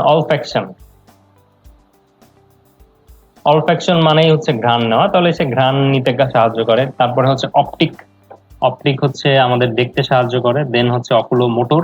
এখানে আরেকটা জিনিস খেয়াল করো কাজের মধ্যে, যে আমরা 3 4 6 3 নম্বরের কাজটা দেখো, 3 নম্বরের কাজটা দেখো অক্ষিগোলকের সঞ্চালন। 4 নম্বরের কাজ এটাও অক্ষিগোলকের সঞ্চালন। 6 নম্বরের কাজ এটাও অক্ষিগোলকের সঞ্চালন। তাহলে 3 4 6 এই তিনটাই মোটর এবং এদের তিনজনের কাজই হচ্ছে অক্ষিগোলকের সঞ্চালন। তারপরে আসো,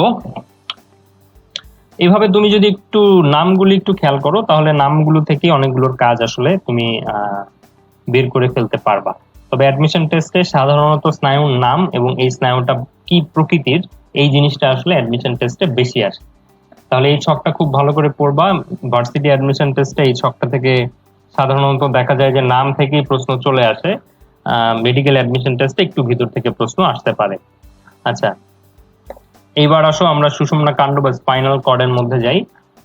সুষুম্না কাণ্ড বা স্পাইনাল কর্ড, এটা হচ্ছে তোমার এখান থেকেই হচ্ছে তোমার 31 জোড়া সুষুম্না স্নায়ু আসলে বের হয়, এবং মস্তিষ্ক থেকে যে সুষুম্না কাণ্ডটা আসলে আমাদের মেরুদণ্ডের মাঝখানের হাড়ের ভিতর দিয়ে চলে যায়, ভার্টিব্রাল ফোরামেনের ভিতর দিয়ে চলে যায়, তো মস্তিষ্ক থেকে এটা আসলে বের হয় একটা ছিদ্র দিয়ে, যার নাম হচ্ছে ফোরামেন ম্যাগনাম। এই ছিদ্রটার নাম একটু মনে রাখবা। আচ্ছা, এরপরে আসো চোখের চোখ। চোখ নিয়ে আসলে অনেক কথাই তো বলার আছে, কিন্তু অ্যাডমিশন টেস্টে তথ্যমূলক বিষয়গুলো থেকে বেশি আসে। আমরা মাত্র চোখের 1/6 অংশ, 6/1 আসলে বাইরে থাকে, সেটা দেখতে পাই। আর বাকি 6/5 অংশই আসলে আমাদের কোটরের ভেতরে অবস্থান করে এবং এটা আমরা দেখতে পাই না। তো আমাদের চোখের বিভিন্ন অংশ রয়েছে। তো এই অংশগুলো থেকে তোমার অবশ্যই এই যে স্তরগুলো রয়েছে, এই স্তরগুলোর নাম তোমাকে মনে রাখতে হবে, এবং করোয়েডের ভিতরে যে অংশগুলো রয়েছে এই অংশগুলোর নাম তোমাকে মনে রাখতে হবে। হ্যাঁ, তাহলে এখানে আমরা বর্ণনার ভিতরে চলে যাই। আমাদের যে অক্ষিগোলকের স্তর, এই স্তরের বাইরের অংশটার নাম হচ্ছে তোমার কর্নিয়া। স্বচ্ছ যে অংশটা রয়েছে, স্বচ্ছ অংশটার নাম হচ্ছে কর্নিয়া। আর এর স্বচ্ছ অংশটার উপরে আবার আরেকটা অংশ থাকে, যেটাকে আমরা বলতেছি কনজাংটিভা। হ্যাঁ, তো আমরা যে চোখ ওঠা যে রোগটা বলি সেটা হচ্ছে কনজাংটিভাইটিস, অর্থাৎ কর্নিয়ার সামনে যে পর্দাটা রয়েছে সেই কনজাংটিভাতে যখন প্রদাহ হয় তখন সেটাকে বলা হয় কনজাংটিভাইটিস। তাহলে স্বচ্ছ অংশটা কর্নিয়া, এবং যে অংশটা আমরা আসলে দেখতে পাচ্ছি না, অস্বচ্ছ যে অংশটা রয়ে গেছে পেছনের দিকে, সেটাকে বলা হয় স্ক্লেরা। হ্যাঁ, তাহলে এই যে সামনের দিকে এই স্বচ্ছ অংশটা, এটা হচ্ছে তোমার কর্নিয়া। সামনের দিকের স্বচ্ছ অংশ কর্নিয়া, এবং পিছনের দিকের এই যে অস্বচ্ছ অংশটা, এটাকে বলা হচ্ছে তোমার স্ক্লেরা। আচ্ছা, তারপরে হচ্ছে এদের কাজ একটু দেখবা। আমার কাছে মনে হয় যে বেশি ইম্পর্টেন্ট হচ্ছে, প্রশ্ন যদি একটু কঠিন করতে চায় তাহলে এই কোরোয়েডের কথাটা ইম্পর্টেন্ট। তাহলে কোরোয়েডের মধ্যে কি কি অংশ থাকে? কোরোয়েডের মধ্যে একটা থাকে আইরিস। আইরিসের মধ্যে আবার কি থাকে? আইরিসের মধ্যে থাকে অনিচ্ছিক পেশি। হ্যাঁ, এই জিনিসটা তোমাদের কাছে মনে হতে পারে যে একদম বর্ণনামূলক, তো পরীক্ষাতে প্রশ্ন আসলে যেভাবে আসতে পারে, হ্যাঁ, আসতে পারে যে আমাদের ইসের অংশ কি কি, আমাদের করয়েডের অংশ কি কি। তুমি যদি এই ছকটা খুব ভালো করে শিখো তাহলেই কিন্তু হয়ে যাবে। করয়েডের অংশ হচ্ছে তোমার, এদিকে আছে কর্নিয়া, সিলিয়ারি বডি, আর হচ্ছে তোমার, আর এটা আসলে এটা ভালো হয় নাই, এটা এইদিকে আসবে, এটা এদিকে। আমাদের করয়েডের যে অংশ রয়েছে, করয়েডের অংশগুলো হচ্ছে তোমার সিলিয়ারি বডি, সাসপেন্সরি লিগামেন্ট, আর হচ্ছে আইরিস এবং পিউপিল। তো পরীক্ষাতে এইভাবে দিয়ে দিতে পারে যে নিচের কোনটা করয়েডের অংশ নয়। হ্যাঁ, এইভাবে আসলে তোমাকে একটু কনফিউজ করার জন্য দিতে পারে। আচ্ছা, এরপরে আসো আমরা আইরিসের অংশগুলোর নাম আমরা দেখলাম। বিস্তারিত আসলে পড়তে হবে না, জাস্ট নামগুলি জানলেই চলবে। অ্যাডমিশন টেস্টে তো আসলে খুব বিস্তারিত আসার সুযোগ নেই, জাস্ট নামগুলি জানবা তাইলেই হবে। এবার আসো রেটিনা। রেটিনাটা ইম্পর্টেন্ট, যে চোখের একমাত্র আলোক সংবেদী অংশ হচ্ছে রেটিনা। এটা কিন্তু পরীক্ষাতে আসে, হ্যাঁ, অনেকবার আসছে। চোখের একমাত্র আলোক সংবেদী অংশের নাম কি? সেটা হচ্ছে রেটিনা। এটা ভালো মতন মনে রাখবা। এইখানে দুই ধরনের কোষ আছে, একটা হচ্ছে রড আর একটা হচ্ছে কোণ। তাহলে রডের সংখ্যা হচ্ছে 12 কোটি থেকে 12.5 কোটির মতো, আর কোণ কোষের সংখ্যা হচ্ছে 60 থেকে 70 লক্ষ। তো এইটা যেভাবে আমি মনে রাখতাম, দেখো মনে রাখবা যে দেখো, রড লিখতেও র লাগে, রাত লিখতেও র লাগে। তাহলে মনে রাখবা যে রড কোষটা কোন সময় বেশি ভালো কাজ করে? এটা রাতে ভালো কাজ করে। অর্থাৎ কখন ভালো কাজ করে? মৃদু আলোতে সে ভালো কাজ করে। এবং রাতের বেলা কাজ করে বলতে আমি বুঝাচ্ছি যে মৃদু আলোতে সে ভালো কাজ করে। এখন তোমরা আসলে দেখছো ওই যে ন্যাশনাল জিওগ্রাফিতে কিছু প্রোগ্রাম দেখায়, সেখানে হচ্ছে তোমার রাতের বেলা যে পশু পাখিগুলো বনের ভিতর হেঁটে বেড়াচ্ছে, এই ধরনের ভিডিও সেখানে দেখায়। তো একটু ভালো করে খেয়াল করলে দেখবা যে ওখানে কিন্তু আসলে ছবিটা সাদা কালো দেখাচ্ছে। তাহলে রাতের বেলা যে ক্যামেরাগুলো রয়েছে, ওই ক্যামেরাগুলো দিয়ে যখন তোমার ওই ক্যামেরাগুলো দিয়ে যখন ওরা ভিডিও করে তখন হচ্ছে জিনিসটা সাদা কালো আসে। ঠিক তেমনি আমাদের রড কোষ যে ইমেজটা তৈরি করে, যা বিম্বটা তৈরি করে, সেটাও হচ্ছে তোমার সাদা কালো হয়ে থাকে। তাহলে এই রড কোষের জাস্ট উল্টা যা যা আছে সেগুলি হচ্ছে তোমার কোণ কোষ। তাহলে কোণ কোষের সংখ্যা 60 থেকে 70 লক্ষ। এটা কোন আলোতে কাজ করে বেশি? এটা উজ্জ্বল আলোতে বেশি ভালো কাজ করে, এবং এটা যে বিম্ব তৈরি করে সেই বিম্বটা কিরকম হয়? সেই বিম্বটা হয় রঙিন।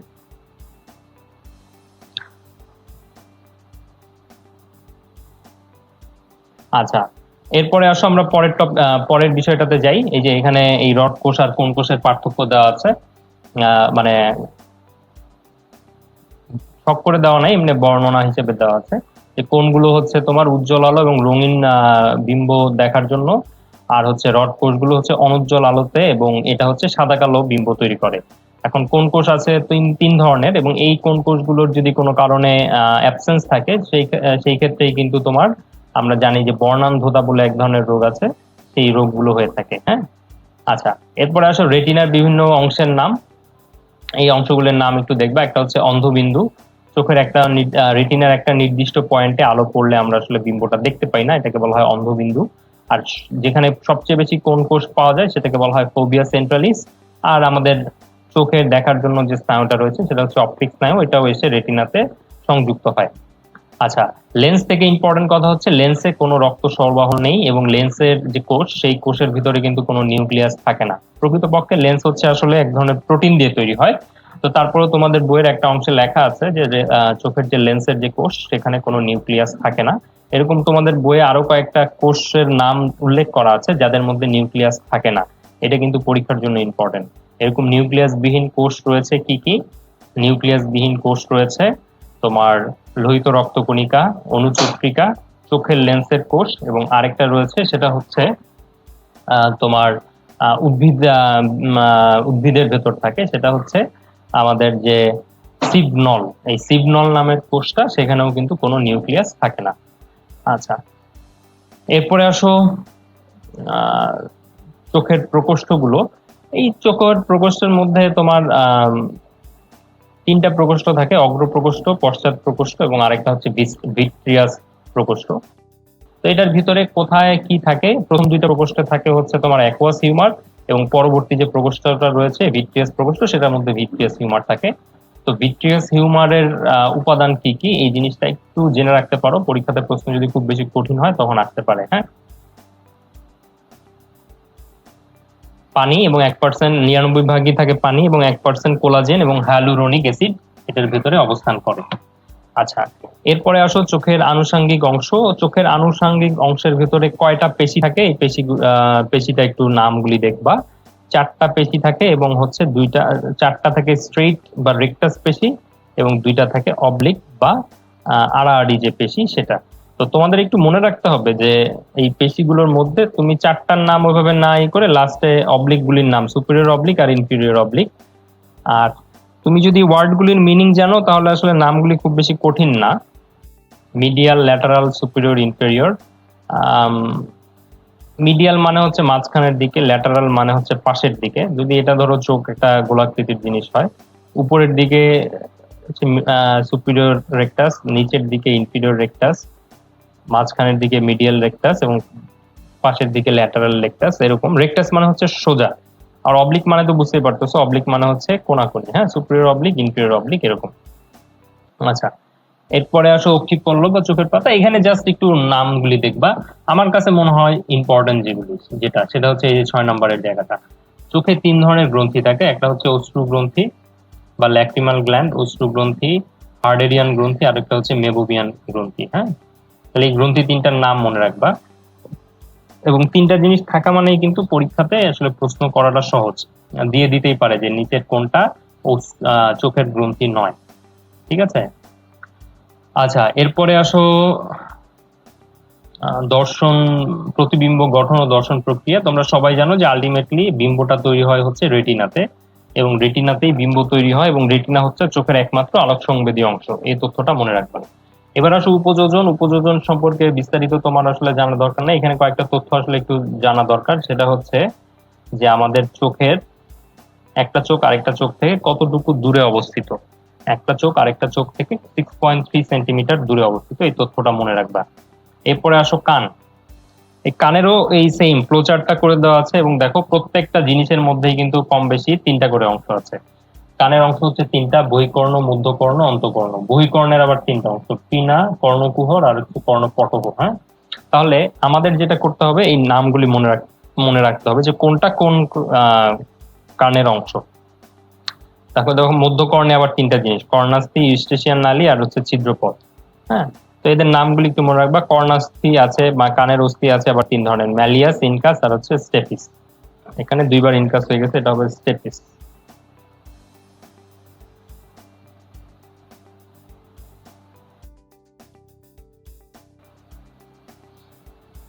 আচ্ছা, তাহলে এই অংশগুলির নাম মনে রাখবা। আমরা যে বছর মেডিকেল অ্যাডমিশন টেস্ট দিয়েছিলাম ওই বছর কিন্তু এখান থেকে এসেছিল যে নিচের কোনটা মধ্যকর্ণের অংশ নয় এরকম, বা বহিকর্ণের অংশ নয়। আচ্ছা, তাহলে এখানে কানের ছবি দেওয়া আছে, দেখলাম। বহিকর্ণের অংশ যেটা বাইরে যে পিনা বা কর্ণছত্র বলা হচ্ছে, বহি অডিটরি মেটাস যেটাকে বলা হচ্ছে কর্ণকুহর, আর কানের যে পর্দা টিম্প্যানিক পর্দা যেটার আরেকটা নাম দেওয়া হয়েছে যে কর্ণপটহ। আচ্ছা, মধ্যকর্ণের মধ্যে আবার যে নালীটা আছে ইউস্টেশিয়ান নালী, ইউস্টেশিয়ান নালী হচ্ছে আমাদের মধ্যকর্ণের সাথে, তুমি ছবিটাতে একটু দেখে নাও, এই যে মধ্যকর্ণ, হ্যাঁ এটা মধ্যকর্ণ, এই মধ্যকর্ণের সাথে আমাদের যে গলবিল রয়েছে, আমাদের গলার পেছনের দিকের যে অংশ গলবিল, এই গলবিলের একটা সংযোগ থাকে, এই সংযোগটা রক্ষা করে এই নালীটা, এর নাম হচ্ছে ইউস্টেশিয়ান নালী। আচ্ছা, এরপরে আসো আম, আমাদের কানের যে তিনটা অস্থি রয়েছে এই তিনটা অস্থির নাম একটু মনে রাখবা, ম্যালিয়াস, ইনকাস আর হচ্ছে স্টেপিস।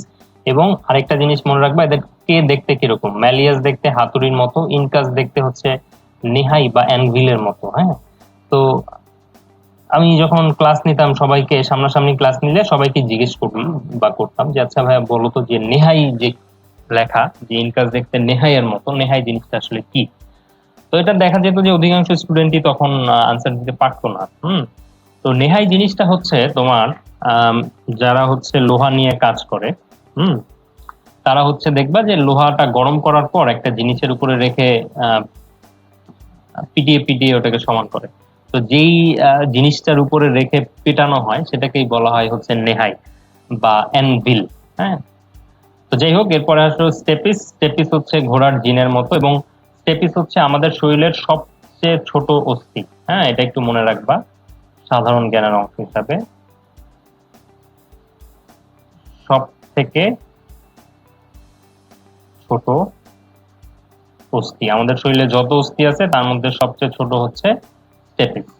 এবার আসো অন্তঃকর্ণ। অন্তঃকর্ণের ভিতর দেখো যে কয়েক ধরনের জিনিস আছে, কারণ অন্তঃকর্ণে দুইটা পার্ট রয়েছে, একটা হচ্ছে ইউট্রিকুলাস আর একটা হচ্ছে স্প্যাকুলাস। হ্যাঁ, এখন তোমরা একটা জিনিস অবশ্যই এতদিনে জানো যে আমাদের কান, আমরা সবাই জানি যে কান আসলে আমাদেরকে শ্রবণ বা আমাদেরকে শুনতে সাহায্য করে, কিন্তু এটার পাশাপাশি কান কিন্তু আমাদের বডির ব্যালেন্সিং অর্গান হিসেবেও কাজ করে। আমাদের শরীরের যে ভারসাম্য, এই ভারসাম্য রক্ষাতেও কিন্তু কানের ভূমিকা রয়েছে। তাহলে তোমার এখানে জানতে হবে যে অন্তঃকর্ণে যে দুইটা অংশ রয়েছে ইউট্রিকুলাস আর স্যাকুলাস, এটার মধ্যে কে শ্রবণে সাহায্য করে আর কে হচ্ছে ব্যালেন্সিং এ সাহায্য করে। তো আমি এইভাবে মনে রাখতাম যে স্যাকুলাস, স্যাকুলাস লিখতেও স লাগে, শ্রবণেও স লাগে, তাহলে স্যাকুলাস হচ্ছে শ্রবণ করার জন্য অঙ্গ, আর ইউট্রিকুলাস তাহলে হচ্ছে কিসের জন্য অঙ্গ? ইউট্রিকুলাস হচ্ছে ব্যালেন্সিং এর জন্য অঙ্গ। তাহলে এর ভেতরে আরো কিছু কথাবার্তা আছে, কিছু জটিল জটিল আসলে জিনিসের নাম দেওয়া আছে। শ্রবণের যে কলা কৌশল, শ্রবণের কলা কৌশল তুমি ইন্টারমিডিয়েটের রিটেনের জন্য আসলে তোমাদের পড়ার কথা, তো আমি আর সেটার ভিতরে এই মুহূর্তে গেলাম না। তবে এইখানে কোনটা কি ধরনের অঙ্গ এটা কিন্তু অ্যাডমিশন টেস্টে আসতে পারে, যে ভারসাম্য অঙ্গকে এবং শ্রবণের জন্য অঙ্গকে। ভারসাম্যের জন্য অঙ্গ হচ্ছে ইউট্রিকুলাস এবং শ্রবণের জন্য অঙ্গটা হচ্ছে স্যাকুলাস, এটা মনে রাখবা। তাহলে অনেক বড় একটা চ্যাপ্টার, আমরা এতক্ষণ শুধু স্নায়বিক যে সমন্বয় সেটার ভিতরে ছিলাম। এবার চলো তাহলে আমরা যাই যে রাসায়নিক সমন্বয় যেটা, সেটার ভেতর। তো রাসায়নিক সমন্বয়ের ভিতরে আসলে যাওয়ার আগে আমাদেরকে একটা জিনিস জানতে হবে, সেটা হচ্ছে গ্রন্থি সম্পর্কে জানতে হবে। হ্যাঁ, গ্রন্থি বা গ্ল্যান্ড। দেখতেই পাচ্ছ গ্রন্থি বা গ্ল্যান্ড, এটা আছে হচ্ছে তোমার দুই ধরনের, একটা হচ্ছে বহিঃক্ষরা আর এটা হচ্ছে অন্তঃক্ষরা। এখন ফার্স্টে আসো, গ্ল্যান্ড বলতে কি বোঝায়? গ্ল্যান্ড বলতে এক ধরনের কোষ গুচ্ছকে বোঝায়, বা এক ধরনের, আমরা তো জানি যে আমাদের বডিতে চার ধরনের টিস্যু রয়েছে, এই চার ধরনের টিস্যুর মধ্যে গ্ল্যান্ড হচ্ছে তোমার আবরণী টিস্যুর অন্তর্ভুক্ত, হ্যাঁ, বা এপিথেলিয়াল টিস্যুর অন্তর্ভুক্ত। তাহলে ধরো এখানে একগুচ্ছ কোষ রয়েছে, এই একগুচ্ছ কোষ তারা নিজেদের মধ্যে কোনো জিনিস তৈরি করতে পারে এবং তৈরি করে সেটা নিঃসরণ করতে পারে। এখন যদি এমন হয় যে এটা তৈরি করার পর এখান থেকে নিঃসরণ করার জন্য একটা নালী আছে, এরকম যদি হয় তাহলে সেটাকে বলা হয় নালী যুক্ত গ্রন্থি বা বহিঃক্ষরা গ্রন্থি। অর্থাৎ বহিঃক্ষরা গ্রন্থির আরেকটা নাম কি?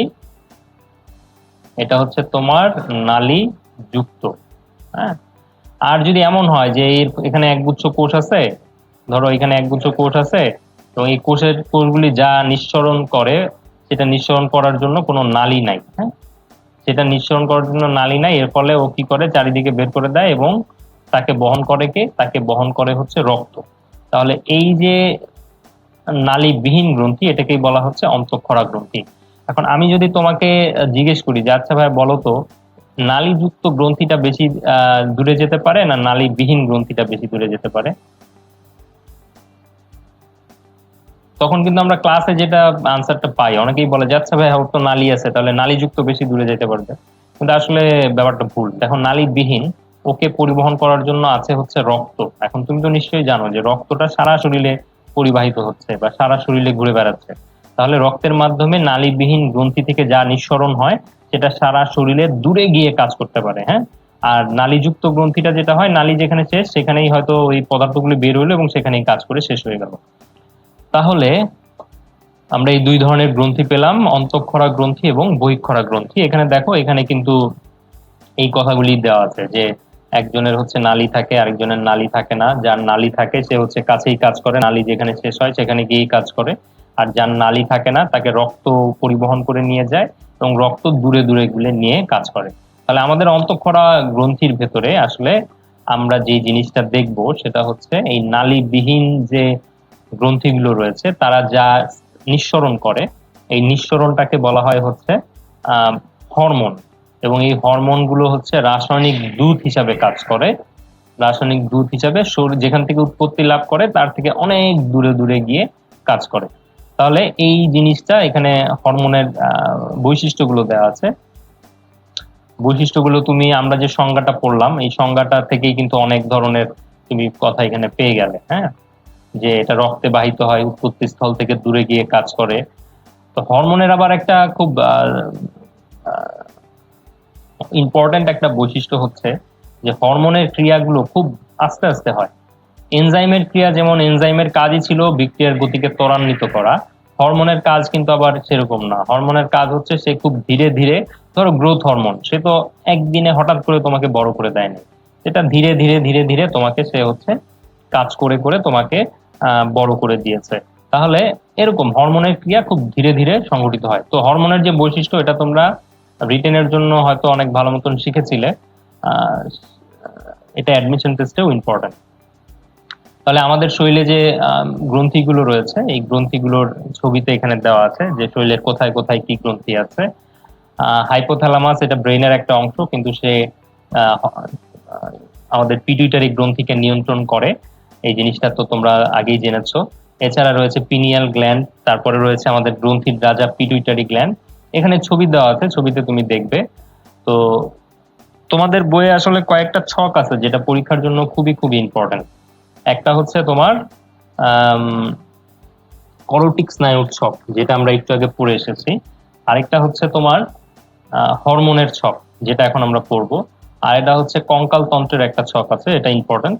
এবং আরেকটা হচ্ছে রক্ত চ্যাপ্টারে বিভিন্ন রক্তকোষের বর্ণনা নিয়ে একটা ছক আছে, সেটাও ইম্পর্টেন্ট।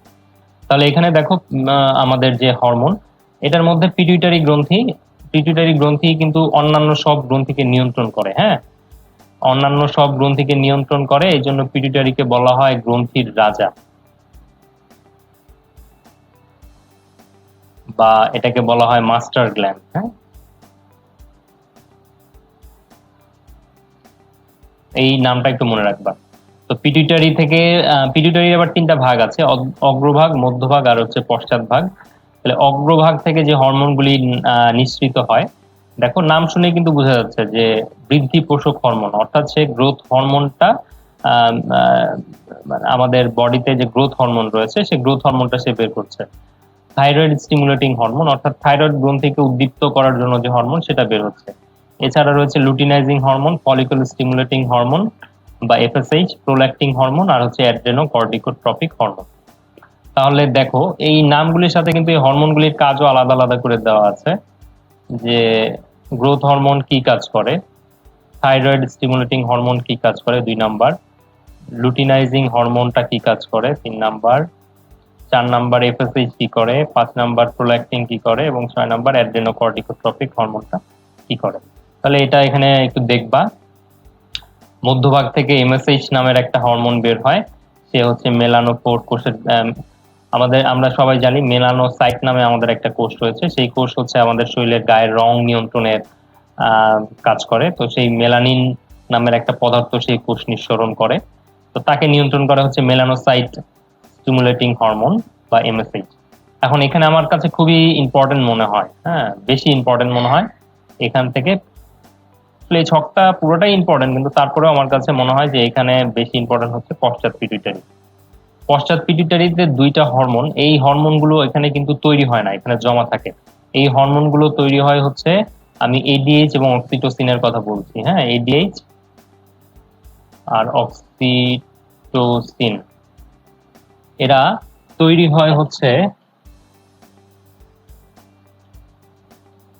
হয় হচ্ছে তোমার হাইপোথ্যালামাসে,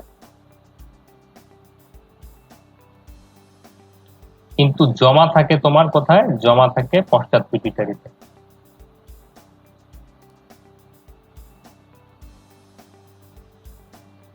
এটা একটু মনে রাখবা, তৈরি হয় হাইপোথ্যালামাস কিন্তু জমা থাকে পশ্চাৎ পিটুইটারিতে, এবং হাইপোথ্যালামাস থেকে পশ্চাৎ পিটুইটারিতে যে আসলো, এই প্রক্রিয়াটাকে বলা হয় নিউরোসিক্রেশন। আচ্ছা, এরপরে আসো থাইরয়েড। থাইরয়েড থেকে দেখো 3 ধরনের হরমোন বের হচ্ছে, যেখানে 3 ধরনের জিনিস আছে বুঝে যাবা যে পরীক্ষার জন্য এটা ইম্পর্টেন্ট। প্যারাথাইরয়েড থেকে হচ্ছে প্যারাথ হরমোন বের হয়, যে হচ্ছে তোমার ক্যালসিয়াম এবং ফসফরাসের বিপাকটাকে নিয়ন্ত্রণ করে। থাইমাস থেকে একটা হরমোন বের হয় থাইমোসিন। এখন থাইমাস গ্রন্থিটা আমরা যখন ছোট থাকি তখন সে কার্যকর থাকে, কিন্তু যখন বড় হয়ে যাই আমরা তখন আর এই গ্রন্থিটা কার্যকর থাকে না, বিলুপ্ত হয়ে যায়। এটা কিন্তু পরীক্ষার জন্য ইম্পর্টেন্ট, হ্যাঁ, যে নিচের কোন গ্রন্থিটা আমরা বড় হয়ে গেলে বিলুপ্ত হয়ে যায়। এরপরে আসো আইলেটস অফ ল্যাঙ্গারহ্যান্স, এটা আমাদের প্যানক্রিয়াস বা অগ্নাশয়ের একটা অংশ, অন্তঃক্ষরা অংশটা। তো এই প্যানক্রিয়াস বা অগ্নাশয়ের অন্তঃক্ষরা অংশ থেকে তোমরা সবাই জানো যে বিটা কোষ থেকে বের হয় ইনসুলিন এবং আলফা কোষ থেকে বের হয় গ্লুকাগন। এই দুইটা তথ্য কিন্তু পরীক্ষাতে অনেকবার আসছে, এবং তোমরা তোমাদের বইয়ের বিভিন্ন জায়গাতে এই দুইটা তথ্য পাবা। বিটা সেল থেকে ইনসুলিন বের হচ্ছে এবং আলফা সেল থেকে গ্লুকাগন বের হচ্ছে, এবং এদের কাজ কি এটা এখান থেকে অবশ্যই অবশ্যই দেখবা। এছাড়া আরো দুটো ছোট ছোট হরমোন বের হয়, সোমাটোস্টেটিন এবং প্যানক্রিয়াটিক পলিপেপটাইড, এদের জাস্ট নাম জানলেই চলবে।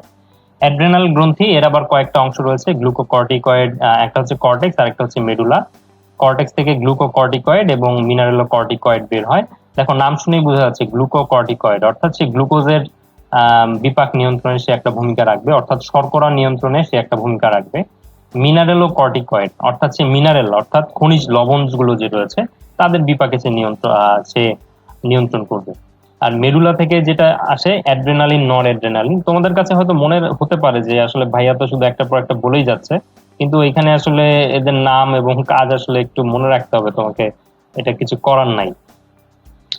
আচ্ছা, পিনিয়াল গ্ল্যান্ড, তুমি জাস্ট হরমোনগুলির নাম জানো অ্যাটলিস্ট, হ্যাঁ হরমোনগুলির নাম জানো, এবং যারা আরেকটু ভালো তারা হচ্ছে কাজের ভিতরে কাজগুলি একটু দেখবা। আর যে দুইটা আমি একটু স্টার মার্ক দিয়ে রেখেছি সেই দুইটা একটু বেশি ভালো করে শিখবা। তোমরা সবাই জানো পিনিয়াল থেকে মেলাটোনিন বের হয়, আর হচ্ছে শুক্রাশয় থেকে হচ্ছে অ্যান্ড্রোজেন এবং টেস্টোস্টেরন, যেটা মেইল হরমোন, পুরুষের যে হরমোন সেটা নিঃসৃত হয়। আর ডিম্বাশয় থেকে এস্ট্রোজেন এবং প্রোজেস্টেরন, যেটা অর্থাৎ স্ত্রী লোকের যে হরমোন সেটা নিঃসৃত হয়। আচ্ছা, তো এই ছকটা শিখলেই আসলে চলবে। এই ছকের পরে এখানে দেখো, এখানে বর্ণনা আকারে দেওয়া আছে। বর্ণনা আকারে আসলে খুব বেশি তোমার জানার দরকার নাই, তোমার এই ছকটা তুমি যদি খুব ভালো মতন শেখো তাহলেই আসলে এই চ্যাপ্টারের অধিকাংশ জিনিস আসলে তোমার হয়ে যাবে। আচ্ছা, তাহলে এখানে গ্রোথ হরমোনের ভূমিকা খুব বিস্তারিত দেওয়া আছে, শরীরবৃত্তীয় কাজে হরমোনের প্রভাব। তোমরা এই জিনিসগুলি অবশ্যই রিডিং করবে, কিন্তু মুখস্থ করবে ওই ছকের ভিতরে যা আছে ওগুলি। এবং তোমরা অবশ্যই এই চ্যাপ্টার গুলো থেকে বিগত বছরের প্রশ্নগুলিতে যা যা এসেছে, বিগত বছরগুলিতে যা যা এসেছে সেটা ভালো মতন সলভ করবে, তাহলে ইনশাল্লাহ কমন পড়বে।